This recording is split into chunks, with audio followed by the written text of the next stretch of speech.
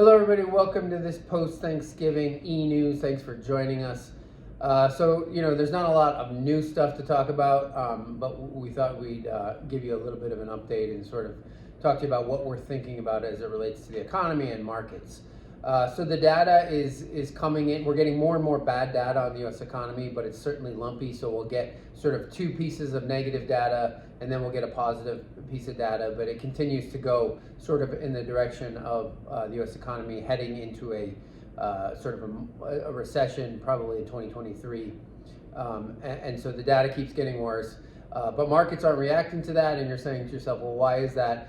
Because when we get bad data, the market's interpretation of that is the Fed will pause their rate hiking cycle sooner, and rates won't get as high as maybe the market participants think, and that's why markets are bullish on that. We disagree with that. We think the Fed is going to continue their rate hiking cycle, and rates are going to stay higher for longer because they really have to deal with inflation, as we've been saying all throughout 2022. So we think the market's getting it wrong. If you look at what this market is doing, it's very similar to the late 90s, early 2000s. For those of you that remember in the late 90s, we had a tech telecom media bubble where we had stocks at extreme valuations, and the Federal Reserve kept raising interest rates, where finally that market rolled over and sold off.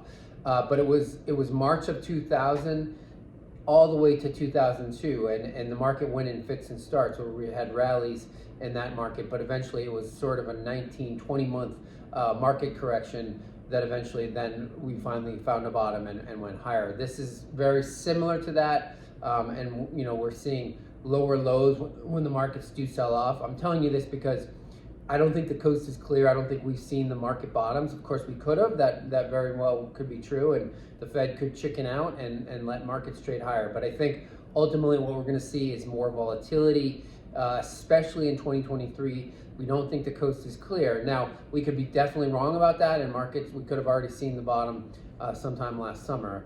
But ultimately, what is important for you to know is that we believe that there's going to be more volatility. You should expect more volatility. It should not surprise you. This time is not different. What you need to stay focused on is out in the future, companies that make up the market. So think of the Costco's, Amazon's, Google's, all of these Nikes, all of these businesses.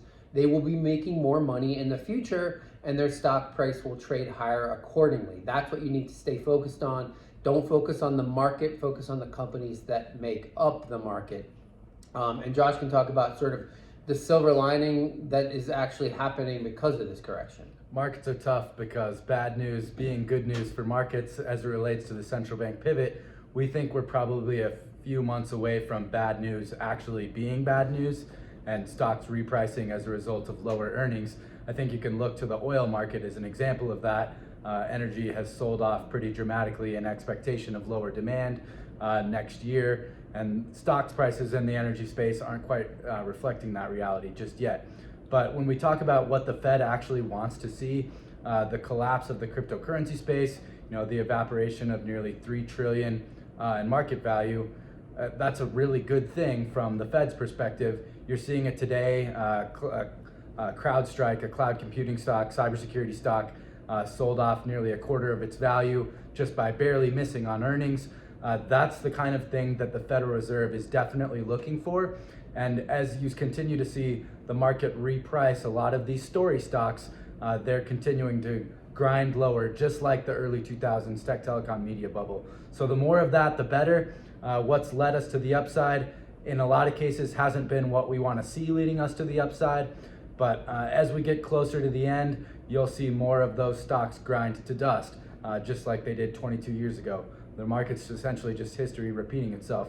The great news, of course, that big chunk of ballast that's been sitting in portfolios that even 10 months ago only paid 0.1% in interest, now plays north of 4.5%. That's the silver lining. All of that dead money actually has some real upside now. The other silver lining is, of course, we will make it through. The one thing that all recessions have in common is that they end. And of course, the market will move long before it's obvious that the coast is clear, which is why staying invested is the absolute imperative here. So remember, this is one of those situations where if you're Josh's age or younger, the last 15 years in the market is your normal, but that's been the very abnormal period in the market. So for those of you that are my age and older, we're going to go back to normal as we remember it, where interest rates are higher, companies that actually make money and have positive free cash flow are the ones that do well in the market, and valuations make sense. And so that's the normal we're going to go back to. It's a much healthier market, it's a much healthier economy, but we're going to have some pain getting there, as we always do. So as always, if you have questions about your situation or your account, you can call the office. The number here is 800-743-0988, or you can send one of us an email, Josh or Tyler at northwestquadrantwealth.com. We'll see you back here in 2 weeks.